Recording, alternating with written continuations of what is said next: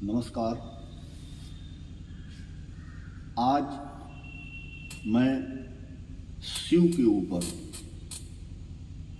बात करूंगा कि आखिर भगवान शिव क्या हैं और इस संसार में शिव की उपयोगिता क्या है।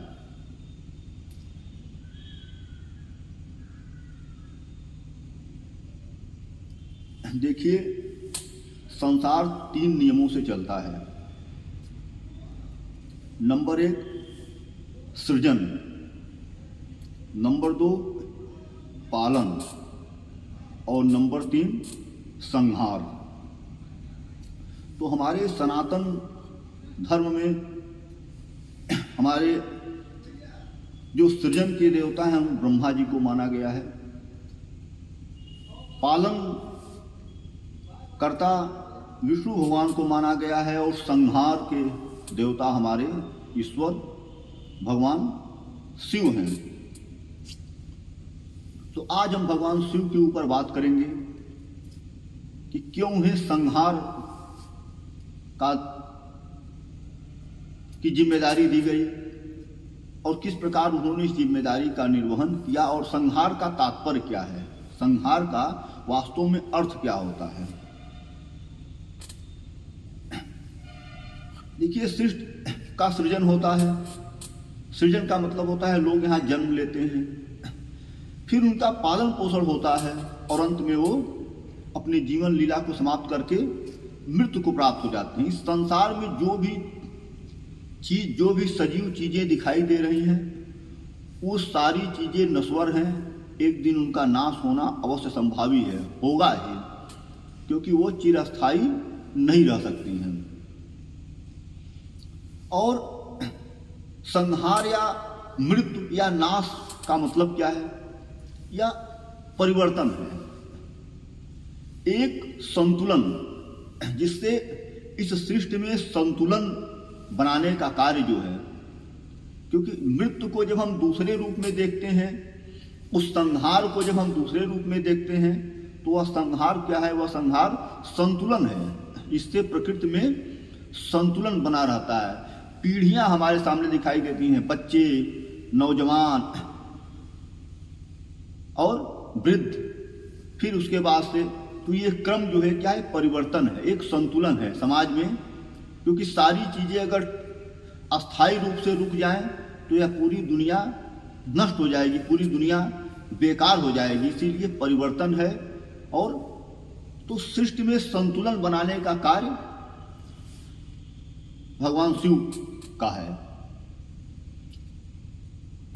और जो संतुलन कौन बना सकता है, इतनी बड़ी जिम्मेदारी का निर्वहन, क्योंकि जिसके अंदर त्याग की भावना हो, जिसके अंदर त्याग की वृत्ति हो, जो सर्वस्व त्याग करने के लिए तैयार हो, वही संतुलन बनाने का संतुलन करता वही हो सकता है जो महान त्यागी हो। और हमारे शिव कौन है, हमारे शिव महान त्यागी, उतना बड़ा त्यागी कोई नहीं है इस संसार में।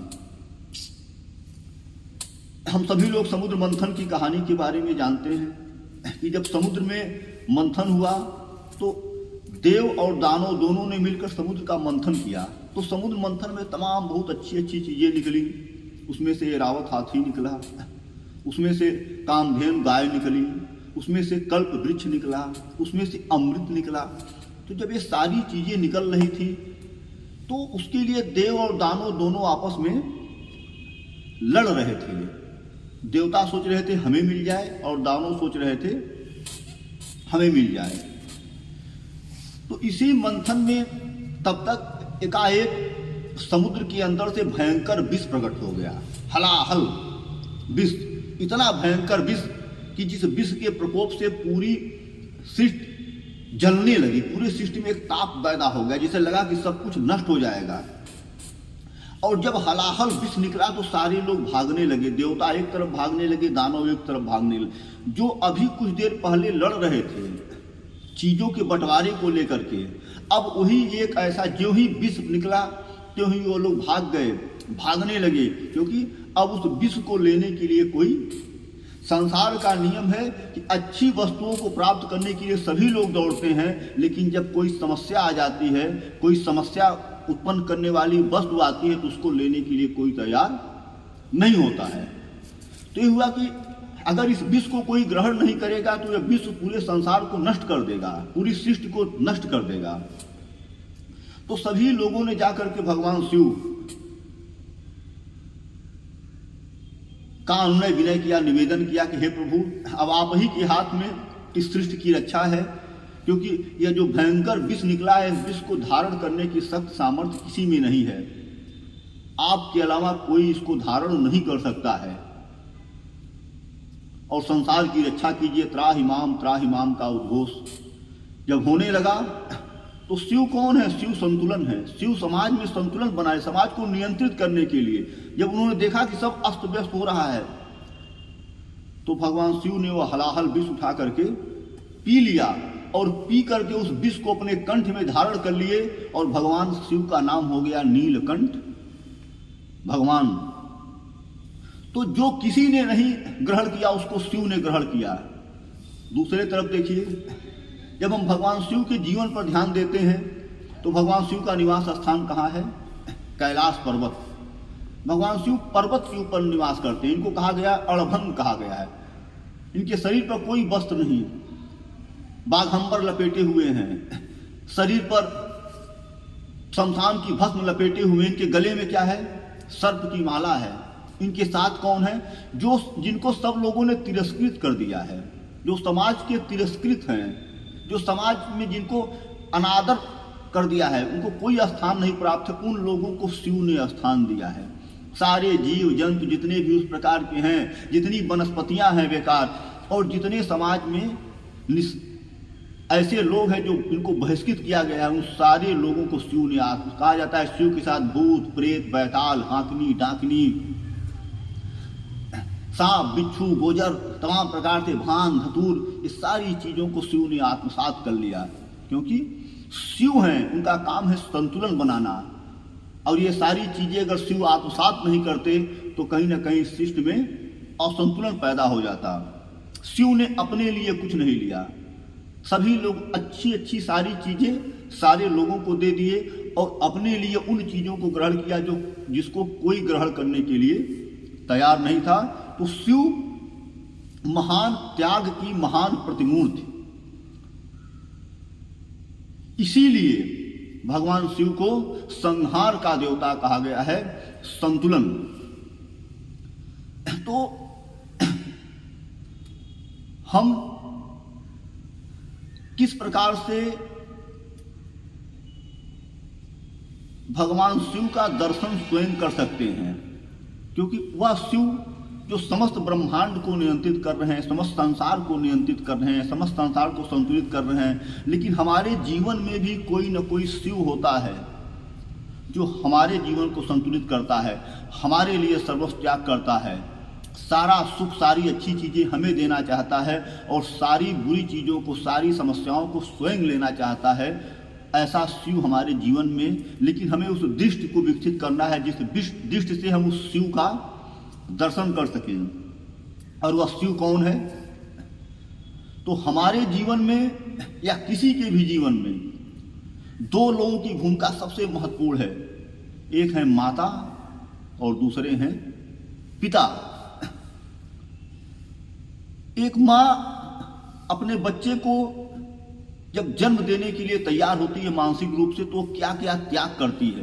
वो अपने जीवन की सबसे अच्छी चीज़ों को तुरंत त्याग कर देती है। जिस समय एक बच्चे का अपने गर्भ में सृजन करती है, जिस समय एक बच्चे को जन्म देने के लिए अपने को तैयार करती है, माँ बनने के लिए जिस समय कल्पना करती है, या जिस समय माँ बनने की इच्छा उसके अंदर जागृत होती है, तो जीवन की सारी अच्छी चीज़ों का त्याग कर देती है। क्या क्या त्याग करती है? अपने सौंदर्य का त्याग कर देती है, अपनी नींद का त्याग कर देती है, अपने सुख का त्याग कर देती है, अपने चैन का त्याग कर देती है, अपनी इच्छाओं का त्याग कर देती है। जब एक बच्चा पैदा होता है तो माँ उस बच्चे के साथ उठती है। जब वो बच्चा सोता है तभी माँ सोएगी, और उसको जो बच्चा जगेगा तो माँ, अगर रात भर बच्चा जग रहा है तो माँ रात भर उस बच्चे के साथ उसको छोड़ करके सो नहीं सकती है। उसका व्यक्तिगत जीवन अब कुछ भी नहीं रह जाता, उसका संपूर्ण जीवन उस बच्चे के लिए समर्पित हो जाता है। उस बच्चे के हंसने से वह हंसती है, उस बच्चे के रोने से वह रोती है, उस बच्चे को सबसे अच्छा भोजन कराना चाहती है, उस बच्चे को सबसे अच्छा वस्त्र पहनाना चाहती है, सबसे साफ रखना चाहती है, स्वयं गीले जगह पर सोती है और सूखे जगह पर बच्चे को सुलाती है। और जब कहीं सूखी जगह अगर नहीं रहती है तो उस बच्चे को उठाकर वो अपने वक्षस्थल पर लगा लेती है, अपने वक्षस्थल पर सुला लेती है। सर्वस्व त्याग, उसके लिए अपना कुछ भी नहीं, अपना न सौंदर्य पर ध्यान देती है, न अपने सुख पर ध्यान देती है, न अपनी सुविधा पर ध्यान देती है, न अपने इच्छाओं पर ध्यान देती है। सिर्फ उसका टोटल ध्यान उस बच्चे के ऊपर रहता है।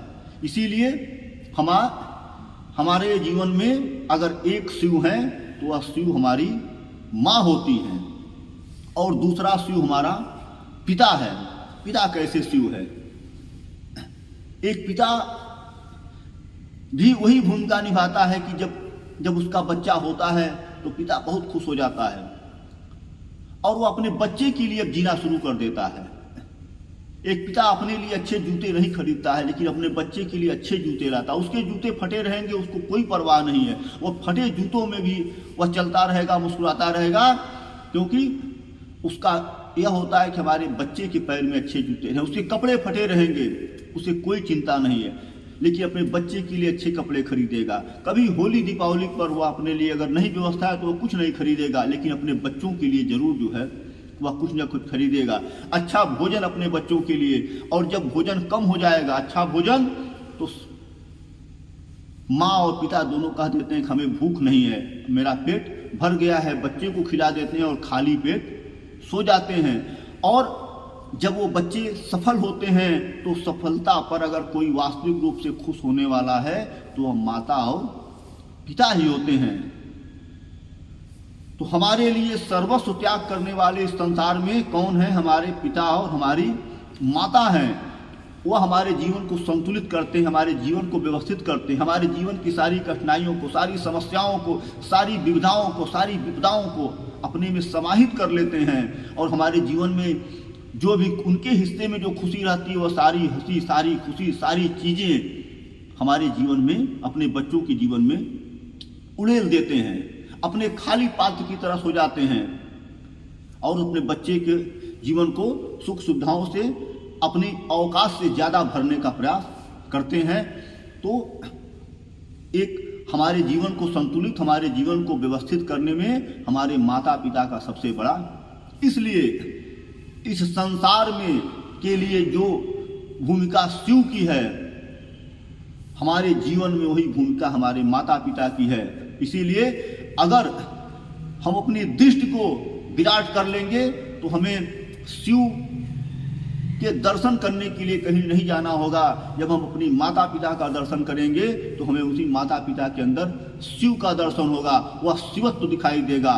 और अगर हम अपने माँ पिता के चरणों पर सादर झुकते हैं तो हमारा प्रणाम वह महाकाल की नगरी में स्वीकार किया जाएगा। हमारा प्रणाम बद्रीनाथ, केदारनाथ, रामेश्वरम में हमारा प्रणाम स्वीकार हो जाएगा। क्यों?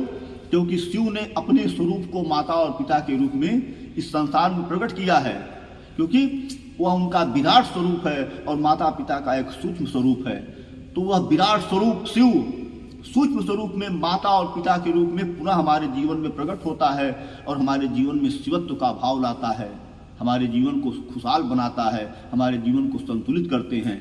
इसीलिए अगर हमें शिव को प्रसन्न करना है तो हमें अपने माता पिता की सेवा करनी होगी, क्योंकि माता पिता का दर्शन ही शिव का दर्शन है और माता पिता की सेवा ही शिव की सच्ची सेवा है।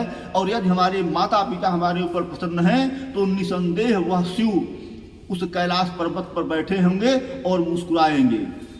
और अगर माता पिता नहीं प्रसन्न हैं, माता पिता अप्रसन्न हैं, माता पिता दुखी हैं, तो हम जा करके काल भैरव में, हम जा करके रामेश्वरम में भी जल चढ़ाएंगे, पुष्प चढ़ाएंगे, फल चढ़ाएंगे, तो अर्पित नहीं होगा।